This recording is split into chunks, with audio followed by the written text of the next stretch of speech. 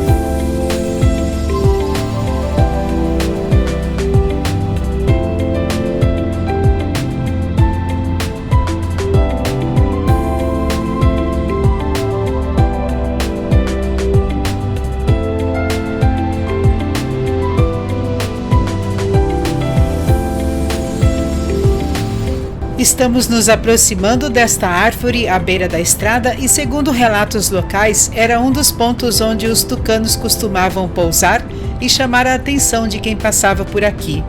Foi a partir dessas presenças tão marcantes que o lugar começou a ser reconhecido e, aos poucos, deu origem ao nome que conhecemos hoje. São pequenos detalhes que atravessam o tempo e continuam vivos na paisagem.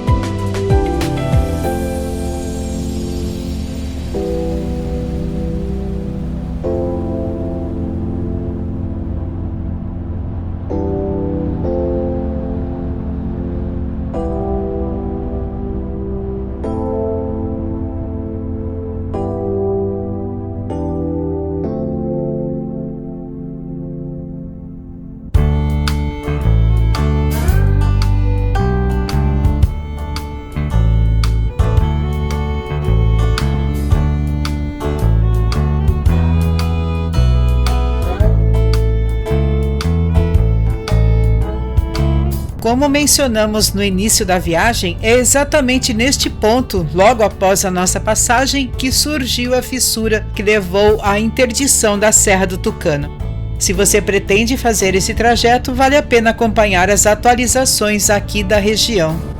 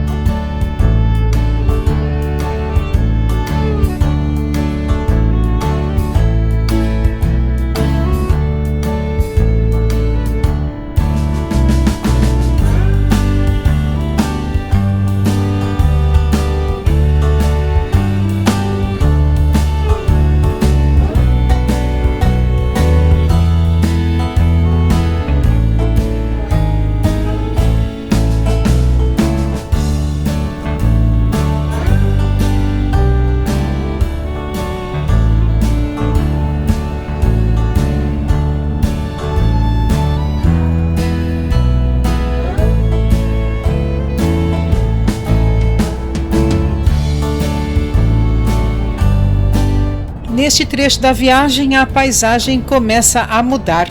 A serra vai ficando para trás e, no lugar do silêncio mais isolado, surgem os primeiros sinais de tranquilidade de quem vive por aqui. Casas simples, algumas mais antigas, outras já reformadas, quase sempre acompanhadas por jardins bem cuidados e aquele ritmo que não parece ter pressa. Já estamos no território de Rio do Sul, mais especificamente no bairro Valada Itopava, e essa é a Rua dos Vereadores. É neste ponto que o caminho deixa de ser apenas travessia e passa a revelar o cotidiano de quem vive aqui, com varais ao vento e movimentos discretos que contam histórias sem precisar de palavras. Mais do que um trajeto entre dois destinos, essa estrada também conecta histórias. E fica fácil perceber que são justamente esses trechos que dão sentido à viagem.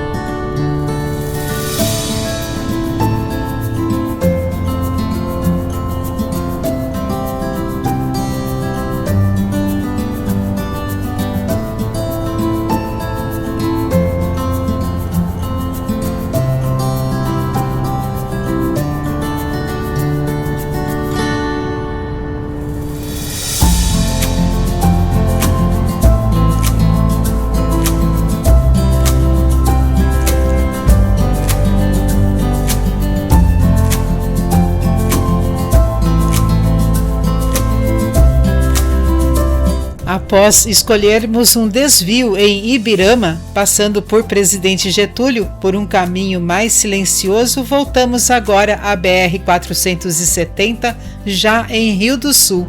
Seguiremos por um trecho curto, onde o movimento aumenta e a paisagem começa aos poucos a ganhar outro ritmo.